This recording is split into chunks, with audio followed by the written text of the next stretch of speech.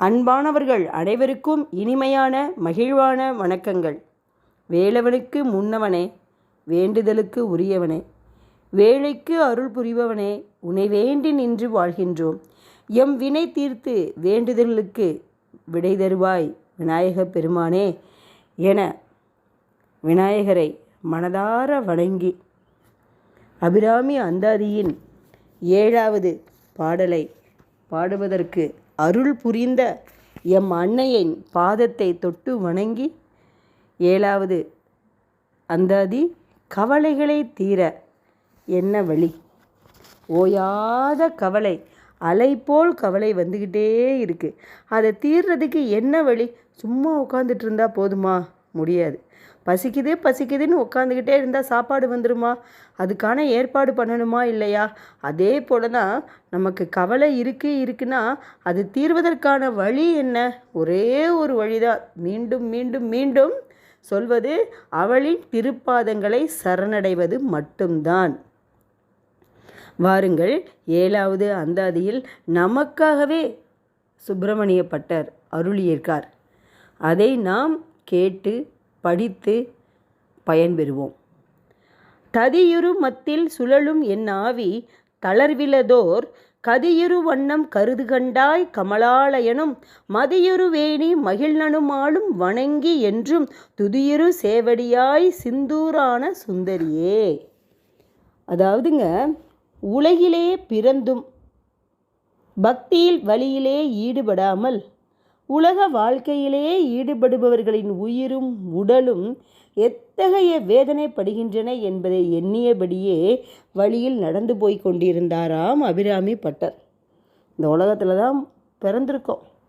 நம்மளை படைச்சவன் யார்? நமக்கு உடல் என்ன? நம் உயிர் என்ன?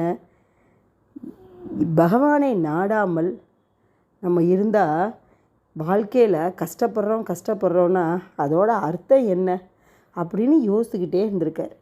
அந்த சமயத்தில் அந்த வழியில் இருந்த ஒரு வீட்டில் ஒரு பெண்மணி கெட்டியாக உரைத்திருந்த தயிரை கயிற்றால் கற்றிய ஒரு மத்தினால் இரு கையிலையும் மாறி மாறி இழுத்து கடைந்து கொண்டிருப்பதை பார்த்தாராம் அபிராமி பட்டர். கட்டி தயிரை சிதறி தூள் தூளாக்கி அதன் உருவமே தெரியாதபடி செய்து மோராக்கி விட்டது மத்து. மோராகும் முன்பு தயிர் ஒன்றோடு ஒன்றாய் இருந்தது வெண்ணெய். மத்தால் கடைந்த உடனே வெண்ணெய் தனியாகி மோருடன் சேராமல் பிரிந்துவிட்டது. வெண்ணெய் திரண்டு மோரானதும் தயிர் கடந்ததை நிறுத்திவிட்டாள் அந்த பெண்மணி. அதை கவனித்த அபிராமி பட்டருக்கு அற்புதமான உவமையும் ஞானமும் பிறந்துவிட்டன. உயிரும் உடம்பும் உலக வாழ்க்கையிலேயே ஒன்றாகி உறைந்து தயிர் போல இருந்ததாம். உண்மை, முற்றிலும் உண்மை. இதற்கு மாற்று கருத்தோ மறுப்பு கருத்தோ எதுவுமே கிடையாதுங்க. நாளாக உலக வாழ்வில் துன்பங்கள் தோன்றி வருந்தி சுழலும்படி செய்தன. அப்படி வந்த துன்பங்கள் மேலும் மேலும் நம்மளை தொடர்ந்து கொண்டே இருக்கிறதே தவிர குறைந்த பாடும் கிடையாது, தீர்வும் இல்லை. இந்த உலக துன்ப சுழற்சியில் இருந்து விடுபடுவதற்கு என்னதான் வழி என்று வெகு நாளாக சிந்தித்து வந்தார் அபிராமி பட்டர். யாருக்காக? நமக்காக தாங்க. அப்போது அந்த பெண்மணி தயிர் கடைந்த காட்சி இவருக்கு விடை கொடுத்து விட்டது. எப்படின்றத பார்க்கலாமா? வாங்க. மனித உடல் தாங்க தயிர் பானை. அதில் உள்ள உயிர் தயிர். அதை கடையும் மத்து உலகத்தின் மீது கொண்ட பேராசை. அந்த ஆசையால் கிடந்து துன்புற்று உழலும்படி செய்வது நல்வினை தீவினை என்ற மத்தின் இருபுறமும் சுற்றியுள்ள கயிற்றின் இரு முனைகளாகும். என்ன ஒரு உவமை! உண்மையான உவமை. அதனால் மனித வாழ்க்கை மத்தால் கடையப்படும் தயிர் போல சுழன்று தத்தளித்து சிதைகிறது. அவ்வாறு பாசமெனும் சுழற்சியில் சிக்கி தவிப்பதில் இருந்து விடுபட வேண்டுமானால் அபிராமி அன்னையை தொழுது அவள் அருள் பெற வேண்டும். உலகத்தில் மாந்தர் படும் துயரை போக்கக்கூடிய அருள் பிராட்டி அபிராமியே. எப்படி அப்படின்னு நமக்கு கொஸ்டின் திரும்ப வருதா? எத்தனை தடவை சொன்னாலும் நம்ம மைண்டில் என்ன வரும்? பேராசை மண்டி போய் கிடக்கு.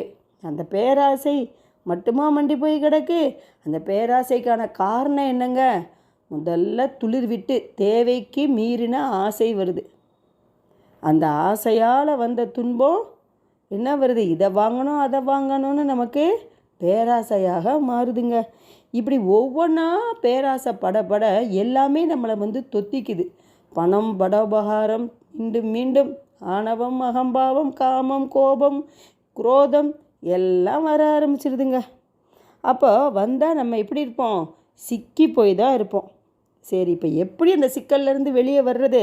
அதுதான் இந்த 101 பாடல்களை நமக்கு கொடுத்துருக்கார். இதை நம்ம கேட்டு டெய்லி நம்மளை சுத்தப்படுத்திக்கிட்டே இருந்தால் கண்டிப்பாக நம்ம தெளிவடைந்துடுவோம்.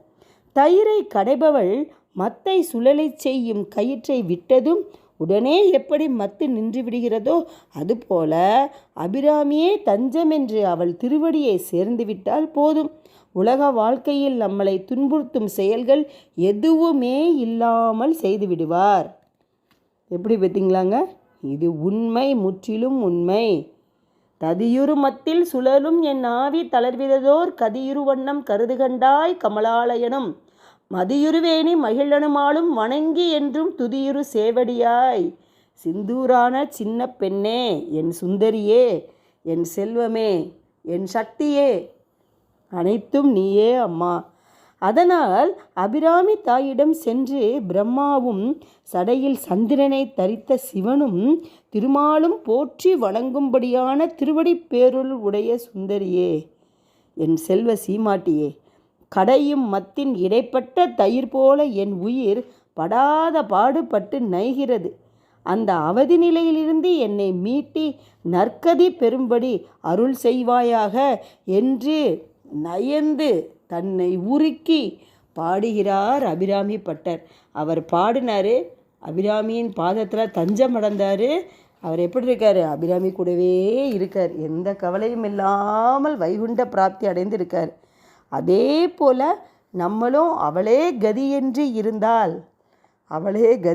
இருந்தால் நாமும் நற்கதி அடைவோம் என்பது உண்மை, முற்றிலும் உண்மை என்று கூறி மீண்டும் தினமும் ஒரு அந்தாதியில் நாளை உங்களை சந்திக்க வருகிறேன். நன்றி, வணக்கம். வாழ்க வளமுடன், வாழ்க வையகம். இந்த வீடியோ உங்களுக்கு பிடிக்கும்னு நினைக்கிறேன். லைக் பண்ணுங்கள், ஷேர் பண்ணுங்கள் அண்ட் சப்ஸ்கிரைப் பண்ணுங்கள். தேங்க்யூ.